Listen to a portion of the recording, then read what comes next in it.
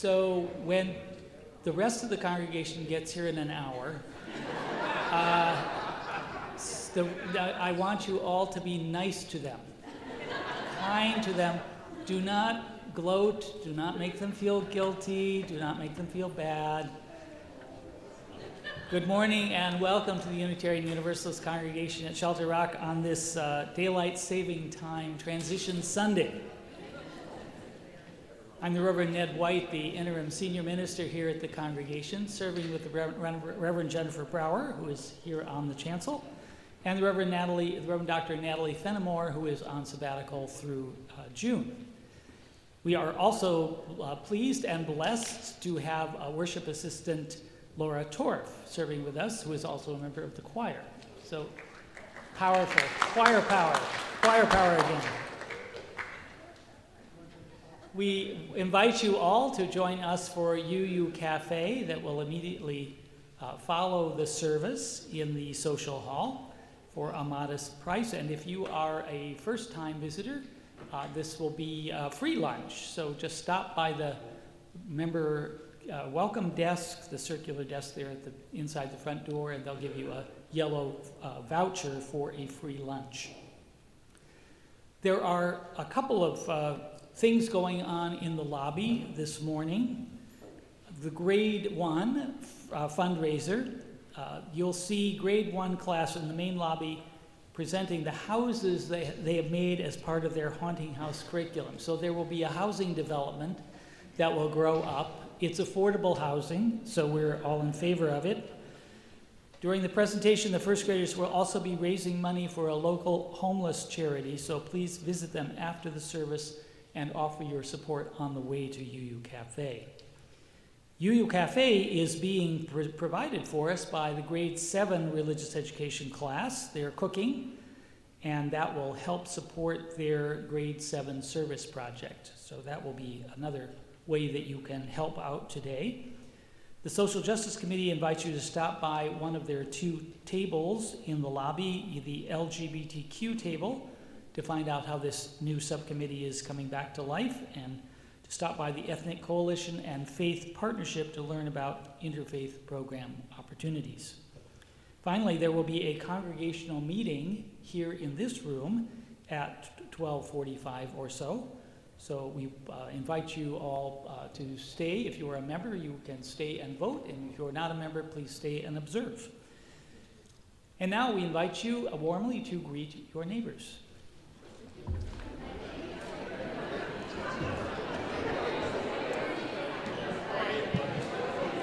Good morning. Shout out for the dance. I don't know. There's no like an ad or something. All it is just that. It's just that. That's on Friday. Sure. It's for the annual dance. Yeah. All right. And it's usually on a different night. It's usually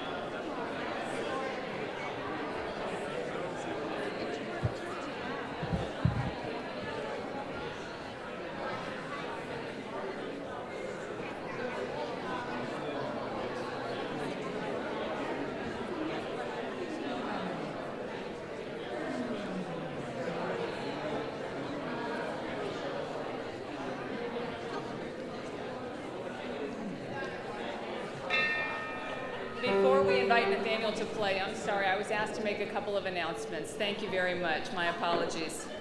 I never want to interrupt Nathaniel making music. That's against the rules. We have one joyful celebratory announcements, and that's that we have a dance on Friday night. The Ides of March dance is happening on Friday at 8, I hear. I'm going to guess in the social hall. Okay, good guess on my part. So be there, come and dance Friday at 8. Okay, it's more St. Patrick's and Ides of March. I've been given bad intel. That's always a terrible thing. Whatever it is, show up and dance, okay? Friday night at 8. That's the plan. And then in sad news, we have sent out a congregational email, and some of you won't remember this person, but others will. We received news that Ruth Steinberg, longtime member of the congregation who, through a massive stroke, was forced to move away from New York down to Georgia to be near one of her daughters. Ruth has died, and her family has flown her home to be buried here in New York. And her service will be on Tuesday at noon. I liked Ruth. I am very saddened by her death. So we will gather here to remember her life, and we give thanks to Nathaniel for being present for that service to play for us that day. That's Tuesday at noon. Thanks, friends. Now, Nathaniel, it's all yours.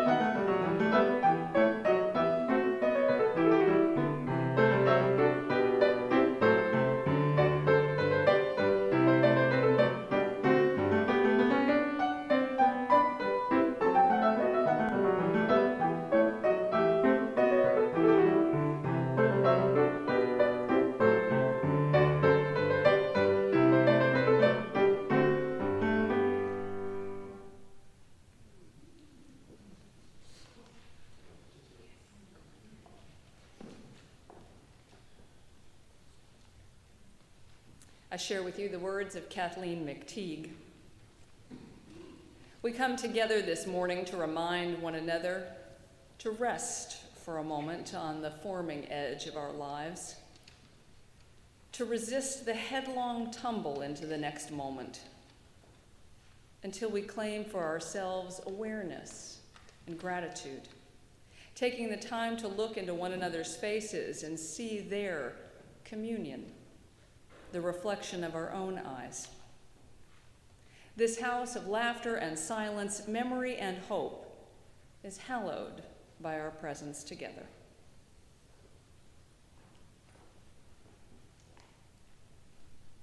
We kindle the flame of our chalice with these words.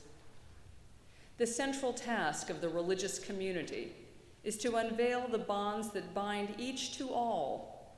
There is a connectedness, a relationship discovered amidst the particulars of our lives and the lives of others. Once felt, it inspires us to act for justice. We have hallowed this time by kindling this flame. Friends, would you join now in singing our opening hymn, number 1012 in the Teal hymnal, When I Am Frightened.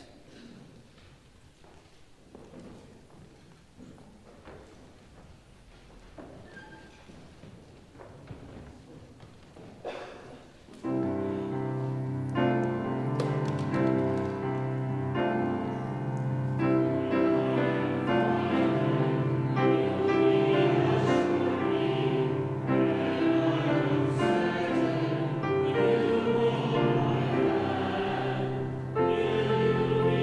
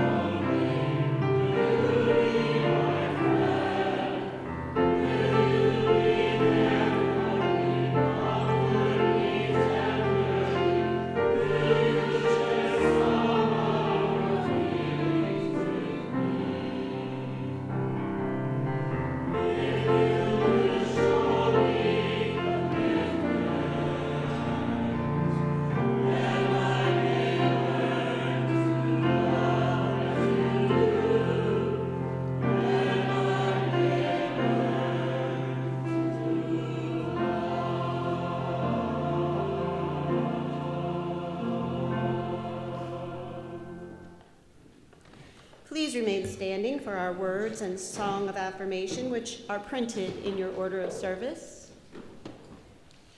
Love is the doctrine of this congregation. The quest of truth is its sacrament, and service is its prayer.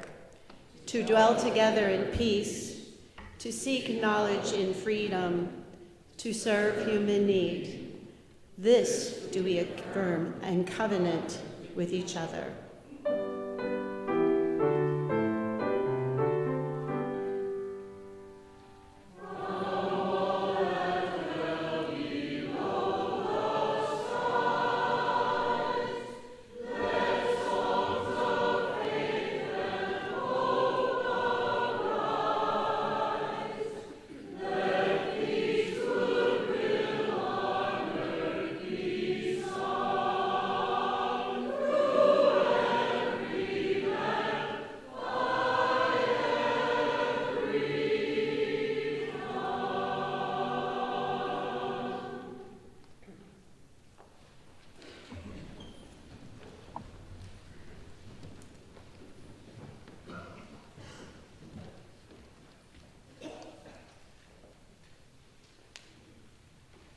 Good morning.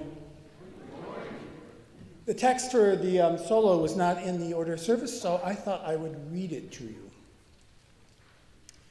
He wrote a song for her. I am part of something new. I was tall among the grasses where the rushing water passes through the land that I have known, but I've always felt alone. I could scale the highest stone which erupts in giant masses. Where the largest sea bass is, you will find the lines I've thrown. There were stars just for me shone, here where I have grown, but I've always felt alone. With you, my heart begins to know the way in which the world I see is me, and I am it somehow. I am part of something now.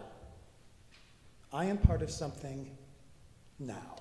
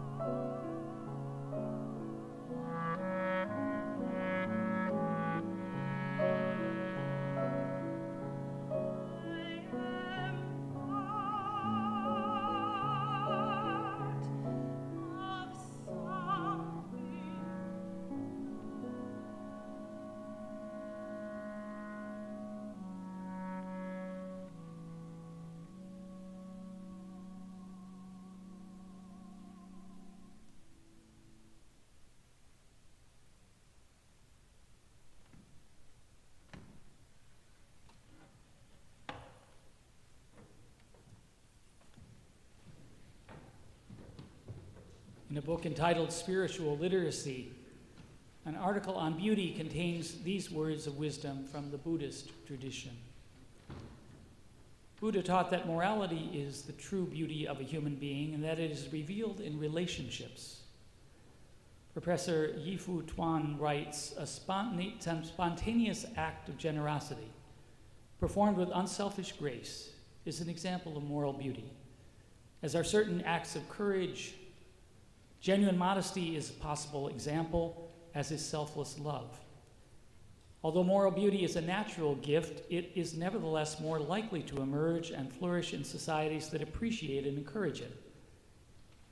I like to think that UUCSR appreciates and encourages moral beauty in each and every one of us and in our life together as a community. In that spirit, I invite our ushers to come forward this morning to receive today's offering for the work of this congregation.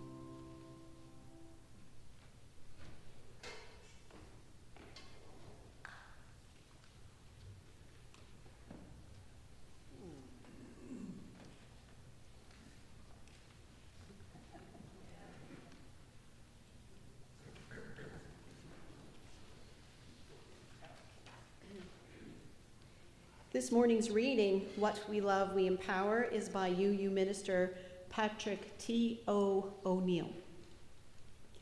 What we love, we empower. We can't claim to love justice as long as we are willing to tolerate oppression or racism. We can't claim to love peace unless somehow, in some way, we are seeking to make peace a reality in our world and in our personal lives. We work for what we love. We invest in what we love. We try to become worthy of what we love and of the people we love. We give our time, we give our energies, our attention, and our resources so that what we love might thrive. This principle applies to our church as well. Becoming a member is also about empowerment, although we might not always think of it that way. By joining a church, we declare that what the church stands for, the principles it teaches, the work it engages, the community it strives to become are all things we hold close to our hearts. By being members, we commit to empower this little institution. And we have a right to expect that this church will empower us in return. It will call us to higher ground, to greater love, to greater compassion, greater caring for the world and its troubles, for those suffering and their pains, for the deprived and their needs. It will empower us by calling us to live our ideals in our everyday life, in everyday relationships. And it will empower our children too, if we have them. It will teach them tolerance and respect for the good and the holy. It will teach them self-love and love for others. It will provide safety and encouragement and community in times of celebration and in times of loss. This is our great covenant and compact as members of the church. This is what we are here to do and to be for one another. By what we do here, by what we contribute each in our own way here, by the people we become here, by the ideals and the visions that we embrace and follow, by the families that we help shape here in this church. We increase the stores of love and justice in this world.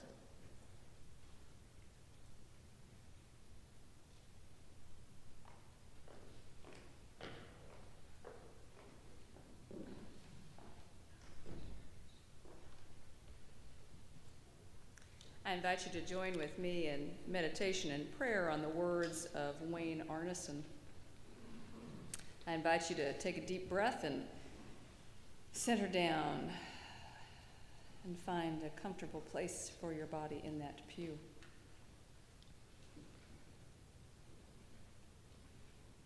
We join now in this time of meditation, spoken at first, and then for a time in the peace that silence brings.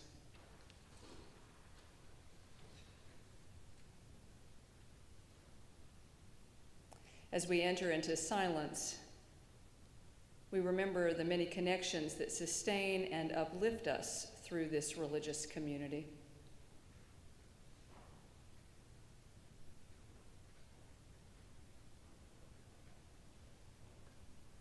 We call to mind the names and faces of those who preceded us, whose contributions built a free faith and this home for its practice.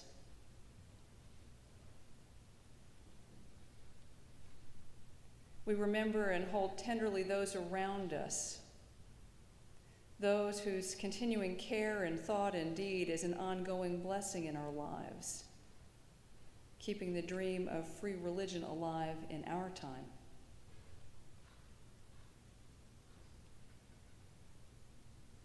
We remember those who will follow us, the children presently in our care and those not yet come to light, who will inherit the work of our hands and our hearts. I invite you to sit now in silence, surrounded by these many connections, visible and invisible, that remind us every day that we are not alone.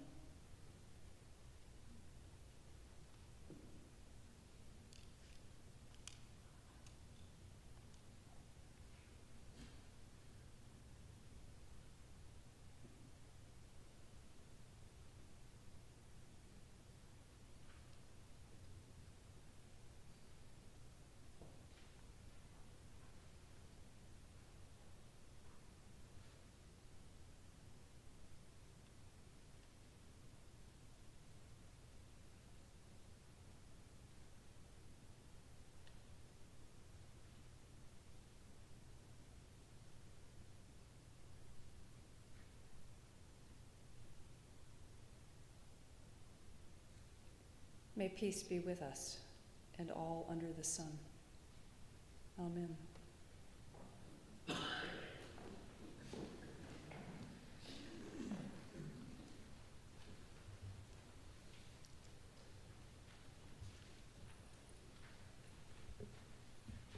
What comes to mind when you think of belonging? For some, it might conjure up an image of family.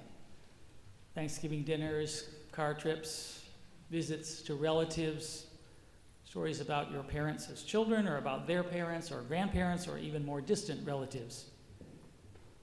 I can hear my father saying, "You're Edward Delano White, named after both of your grandparents. You belong to this family."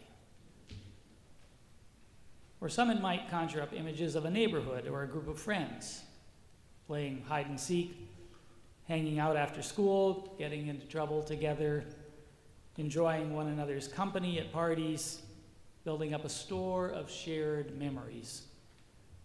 We're best friends. We belong together.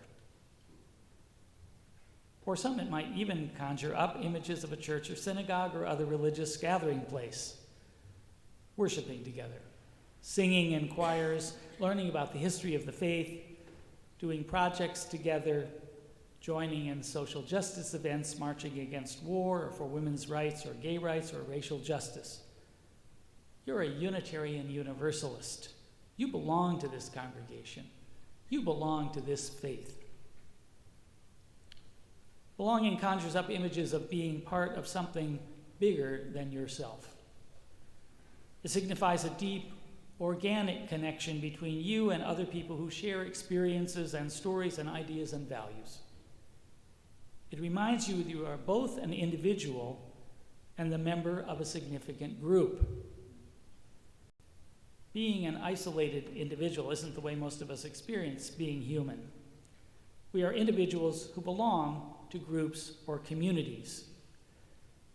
The Reverend Tom Owen Toll, minister formerly in San Diego, noted that each one of us is actually embedded in different groups: family, school, neighborhood, nation, congregation, and that rather than call us individuals, it probably makes more sense to call us embedduals. So I'm giving you a new word this morning, Tom Owen Toll's embeddual. Belonging to a UU congregation is something we choose. At some point, we make a public declaration of our intention to be a member of a UU congregation, to sign the membership book, to support it with our time, our talent, and our treasure. Why do people join UU congregation? Well, for me, even though my dad and his parents were Unitarians, I didn't grow up attending a Unitarian church. I decided to attend one regularly in my early 20s, when I moved to Boston and started attending King's Chapel with a much older cousin who was then the first woman to serve on the vestry, the board of that congregation. I'd been drawn to churches since I was a child, when our family attended First Congregational Church in Battle Creek, Michigan, when we attended Gresham United Methodist Church in Gresham, Oregon. I liked singing in the choirs, serving as an acolyte, learning about the Bible in Sunday school and summer camps, asking big questions, being part of the junior and senior high school group, doing leadership training, struggling to make sense of the intermittent joys and traumas of childhood and adolescence. When I moved to Boston as a young adult, I wanted to continue to have these kinds of experiences and to do so in a community where a member of my family, this older cousin, was already active. I stayed because the minister, the Reverend Carl Scoville, was a compelling preacher, and the music and service every Sunday touched my soul, and I experienced growth in my self-understanding and in my faith. I'm aware how different my story may be from yours. Some of you joined this congregation because of the RE program. You wanted your kids to receive a liberal religious education. And some of you who originally joined for the kids stayed because you found something of value here for yourself. Some of you joined looking for friendship and people who share your values.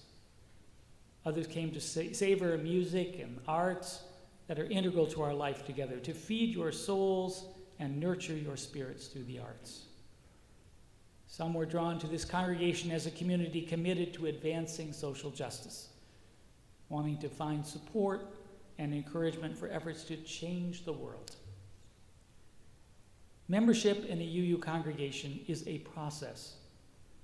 Joining the congregation is just the first step.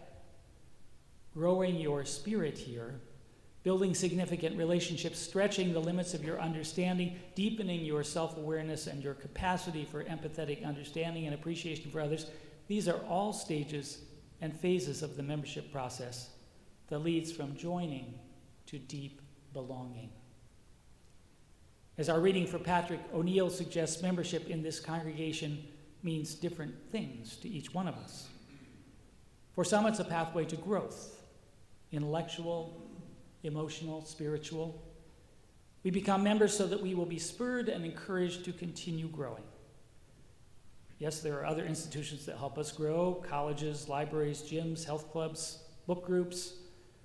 But our UU congregation is distinctive because it takes account of the entirety of our being, our wholeness as affectional and emotional and intellectual and spiritual beings. If membership is a pathway to growth, it is also a pathway to change. A UU Commission on Appraisal report from 2001 entitled Belonging quotes the Reverend Kimmy Beach, who used a familiar story from UU theologian James Luther Adams to illustrate that the purpose of the church is transformation. Some of you may have heard this before. In the First Unitarian Church of Chicago, he writes, we started a program some of us called aggressive love to try to desegregate that Gothic cathedral. This was in the 1940s or 50s. We had 2 members of the board objecting. Unitarianism has no creed, they said, and we were making desegregation a creed. It was a gentle but firm disagreement, and a couple of us kept pressing. Well, what do you say is the purpose of this church? We asked. We kept at it until about 1:30 in the morning. We were all worn out, when finally this man made one of the great statements for my money in the history of religion. Okay, Jim, the purpose of this church? Well, the purpose of this church is to get hold of people like me and change them. Because we freely choose to be members, the congregation invites you to re-examine your membership and renew it each year. The founders of the congregation and their successors wanted to be sure that members are indeed intentional about their membership, that they are not just members out of inertia or habit. The founders also thought that members should have some skin in the game, some outward sign of their commitment to being a member. That outward sign is making an annual pledge of financial support for the program life of the congregation. In our culture, money is a powerful symbol of value. While we don't put a particular value on membership, and unlike some religious institutions, we don't charge specific dues, we do insist that members make some financial contribution. We trust that members will choose a level of support proportionate to the value they receive from being a member. What are the benefits of membership in this congregation worth to you? For many, many years, we have been launching a pledge drive around March each year for the fiscal year beginning next July 1.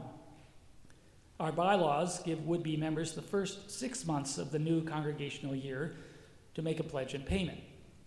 If you're currently a member and you want to renew your membership for next year, July 1, 2019 through June 30th, 2020, you have until December 31st, 2019 to do so. This is confusing. When do I pledge? When do I make a payment? Which year does this apply to? What happens if I forget to make a pledge or payment before December 31st? The answer to that is your membership lapses, and you have to wait 60 days after you make a pledge and payment for your membership to start again. This is also confusing. To lessen the confusion, the ministry team, in consultation with congregational officers, are proposing to postpone our membership renewal campaign from this spring to next fall. We'll launch it on Homecoming Sunday in mid-September, and you'll have 3 months to renew your membership by completing a membership renewal form, which will include pledge and pledge payment information. Our goal will be to have 100% of our members renew their membership in this way before the December 31st deadline. We think it will be a lot less confusing to have a single concentrated time for renewing membership in the fall rather than a time now and a time then. We hope you agree.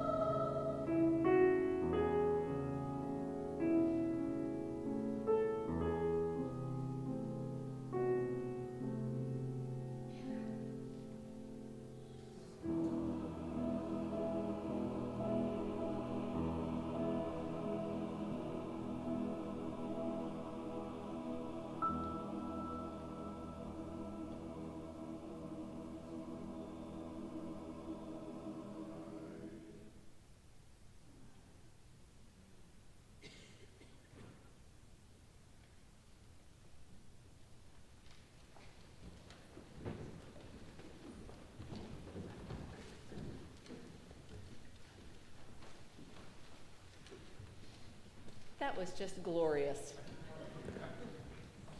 And I'm so glad no one applauded. Thank you all. And what a perfect demonstration of what can be accomplished when we belong to something greater than ourselves, when we are part of a collective with a common goal. That would have been beautiful with just a few voices, but oh, how it soared with all of you. Thank you so much, Stephen, for that.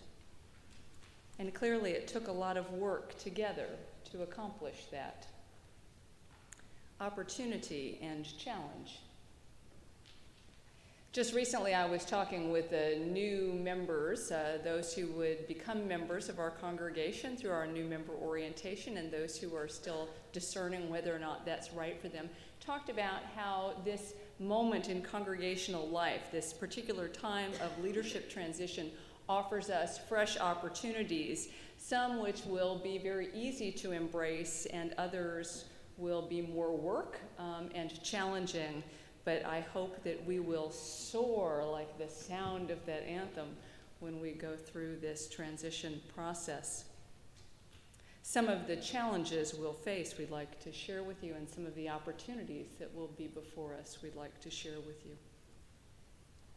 One of the challenges, maybe, is in the area of the service of the ministry team, how the ministers will function. We've grown accustomed to having 3 ministers on the ministry team performing and sharing the full array of ministerial duties. And the plan over the next few years is to hire a developmental minister to lead in certain areas which need our attention, while the other ministers will tend to the tasks that we tend to think of when we think of parish ministry. The developmental minister who will join us won't serve in the ways that Ned White has served as our interim senior minister. At our request, the developmental minister will join us in focusing attention on specific areas of congregational life and concern, long-standing congregational concern, as is revealed in the decades of consultants' reports that we have sitting on shelves. They're very decorative items. We're actually going to read them together now.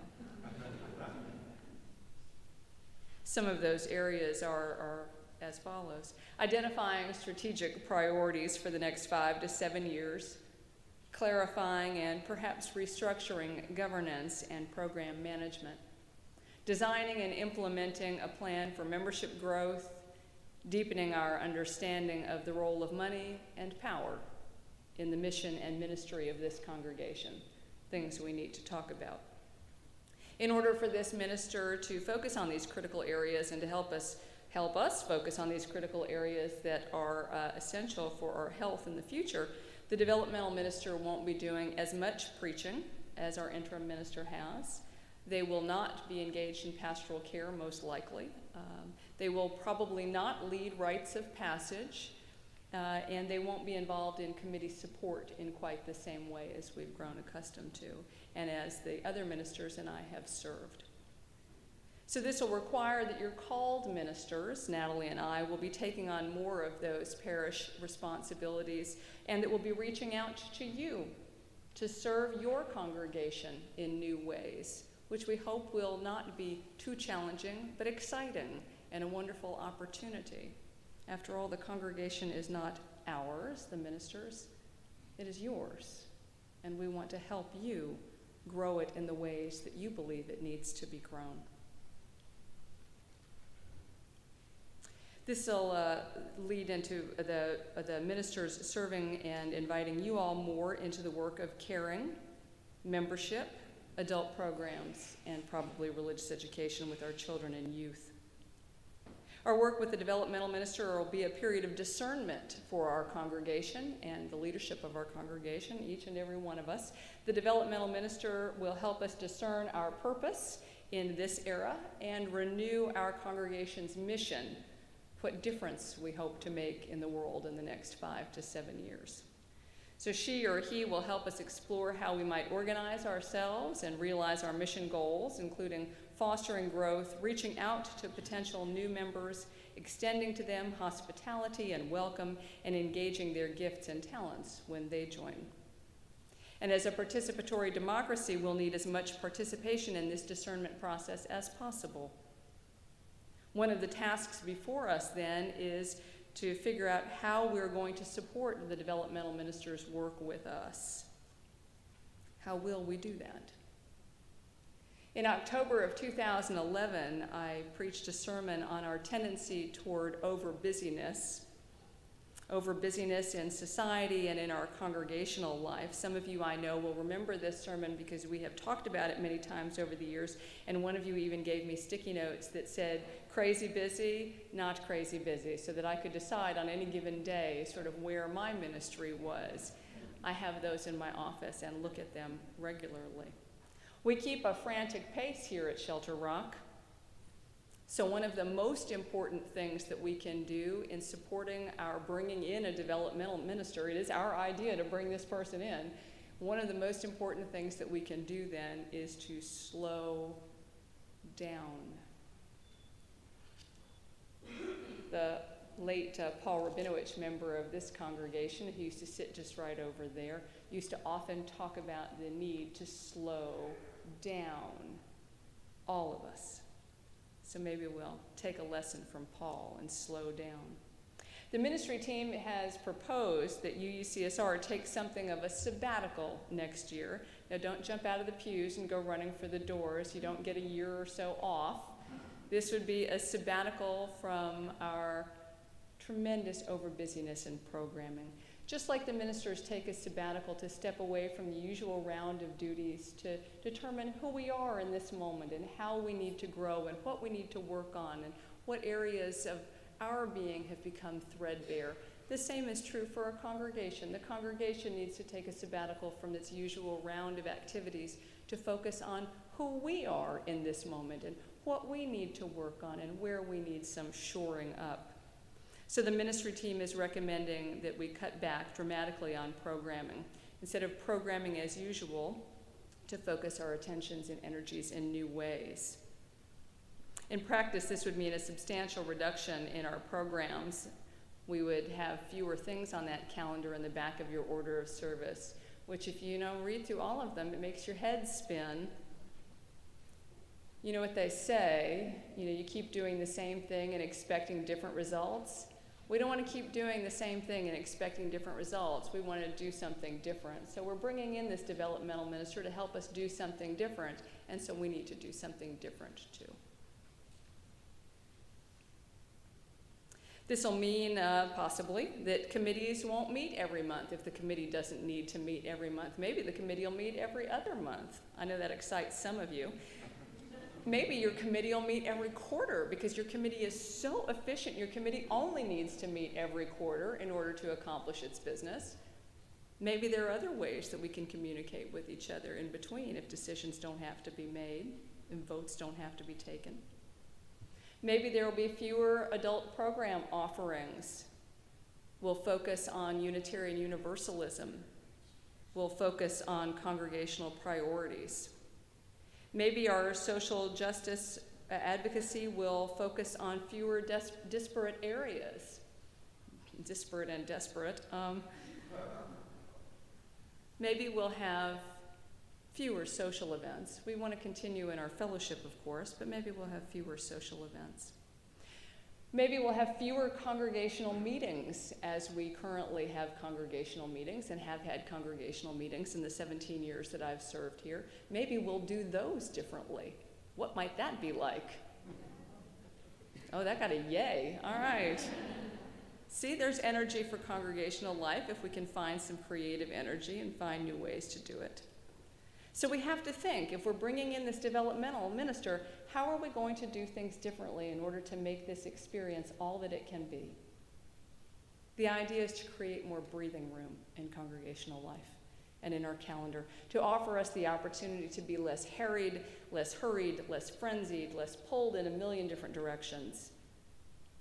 And maybe, just maybe, this sabbatical will allow us the opportunity to center down into some of the spiritual practices that we say that we would participate in if only we had the time.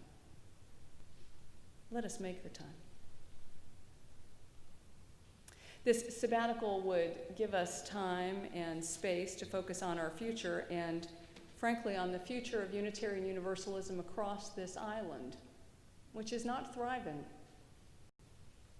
It's changed a lot in the 17 years that I have been serving here. We have a responsibility and a commitment to keep covenant with our sister congregations across the island and to strengthen Unitarian Universalism beyond these walls. Our faith, after all, and our congregation is held together by covenant, by relationship, not by compulsion or convention, but by covenant, by being with and for one another. We're held together by the promises we make each Sunday, just as we did earlier, to place our trust in love, to honor and participate in the quest for truth, to dwell together in peace, to seek knowledge in freedom, to serve human need.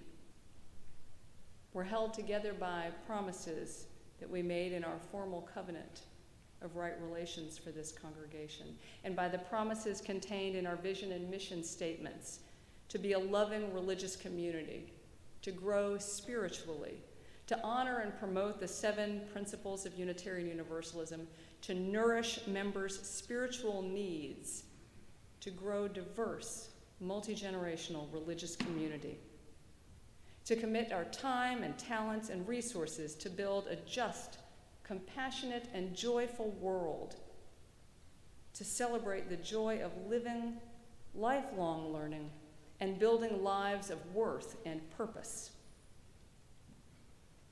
It's a lot to do. And how will we do it? How will we support one another through this period of discernment? Through participation, persistence, and patience. Participation in the activities and processes of discernment through conversations and listening and brainstorming and discussing and working through disagreements instead of walking away. Participation in the spirit of our covenantal promises. Participation of each for the good of all. Persistence in the face of how hard, how exhausting democracy and group decision-making can actually be. Persistence in the face of disagreement and conflict, because we are sure to have those. Persistence in the face of a sense that resistance to change is too powerful to overcome. And patience. Patience with the processes we devise to engage all of us in shaping our future. Patience with those who provide leadership for the activities in which we're invited to participate, patience with one another, knowing how hard it is to secure agreement in a pluralistic democracy like ours. Patience, patience, patience. Our deepest desire as your ministers is that you and all those who come after you across that threshold will experience Unitarian Universalism and UUCSR as a grand and glorious, open and affirming, spiritually challenging, life-transforming faith community in which to belong fully and completely. In this time of transition, God, may we make the most of it. May we experience an abiding sense of possibility and opportunity. May this tradition continue to feed your soul, to challenge and increase your understanding, to touch and strengthen your heart, to energize and enliven your spirit, to expand and thicken the web of relationships in which you are held. May you continue to prize your membership in this congregation as your sense of belonging deepens and the transformational power of this community of covenant, commitment, and hope grows. So may it be. and amen.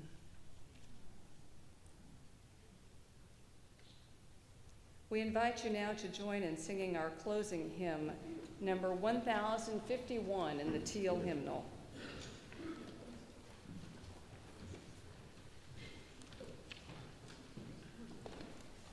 Come. Sure. Our closing hymn is going to be a test in persistence and patience. This may be our first test. So if you take out your hymnal to 1051, I want to give you a road map so you know what's going on, because it jumps around a little bit. So you all seem to have your teal hymnals. So you see how on the page there are groups of music stays. I call that a system. What happens is the first we sing for each child is born, a morning star rises and sings to the universe who we are. Then we go back and we sing that again. Then at the bottom of the page it says, we are our grandmother's prayers, we are, etc. If you turn the page over to the third page, we sing down to the third line, keepers of faith, we are makers of peace, and the wisdom of ages. And then here's the test that you have to remember. We go back to the first page, to the third line, we are our grandmother's prayers, we are our grandfather's dreamings. And then we go all the way through the third page, here's more, to the fourth page. And then halfway down the fourth page, I'm going into the third system. It says again, for each child that's born, a morning star rises and sings to the universe. We sing that 4 times. All right? So I ask for your persistence and your patience to get through here. You'll get it, I think.